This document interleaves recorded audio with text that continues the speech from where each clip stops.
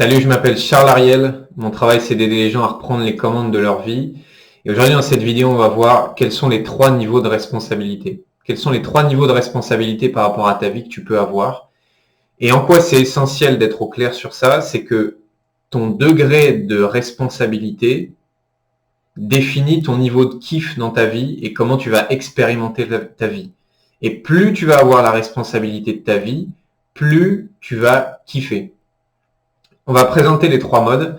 Avant de présenter les 3 modes, tu vas pouvoir t'identifier et te dire, tiens, dans quel mode moi je suis? Est-ce que je suis niveau 1, niveau 2, niveau 3?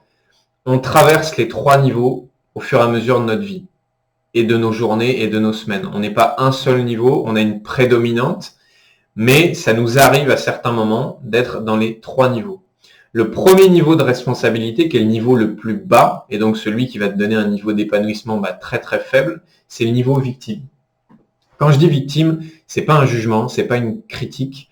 Victime, c'est quelqu'un qui pense qu'il a son niveau de responsabilité sur une échelle de 0 à 10, c'est 0 ou 1. Ça veut dire, sa croyance, c'est j'ai très très peu d'impact sur ce qui m'arrive. Je subis le monde extérieur, je subis les événements, je subis les personnes. Les autres ont du pouvoir sur moi, mais moi, je n'ai pas de pouvoir. Et donc, tu as la croyance que tu es un petit être sans défense qui n'a pas de pouvoir sur ce qui lui arrive. Tu as l'impression d'être du côté passager de ta vie et pas du côté conducteur. Tu as l'impression que c'est quelqu'un ou quelque chose d'autre qui a les mains sur le volant, mais que c'est pas toi qui conduis ta vie. Et le mode dans lequel tu es quand tu es en mode victime, c'est le mode subir. Et ce que tu fais, c'est te plaindre et blâmer l'extérieur. Encore une fois, ça nous arrive à tous. Je suis sûr que vous connaissez des gens qui sont spécialistes du mode victime et qui passent beaucoup de temps à dire c'est la faute de un tel, c'est parce qu'il m'est arrivé ça dans le passé qu'aujourd'hui je peux pas faire ça. Et qui prennent pas leur responsabilité, mais qui rejettent leur responsabilité sur les autres. Et c'est la faute des autres, c'est la faute de l'entraîneur, c'est la faute des parents, c'est la faute du passé, etc., etc. La phrase préférée de quelqu'un qui est en mode victime, c'est à cause de.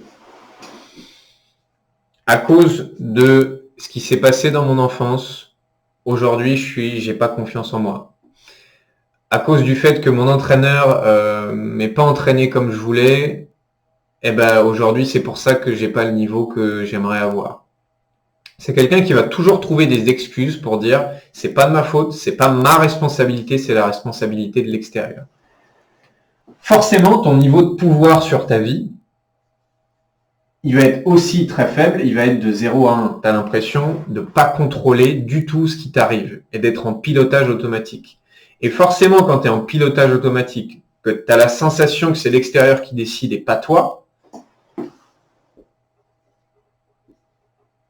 tu vas pas vivre une vie très épanouissante et tu vas traverser ta vie comme j'ai fait les 25 premières années de ma vie à subir ce qui se passe et forcément avoir un degré d'épanouissement qui est extrêmement faible.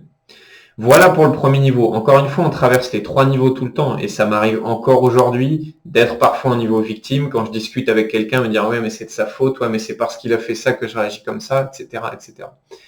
Rendez-vous dans la deuxième vidéo pour voir quel est le deuxième niveau de responsabilité que tu peux avoir.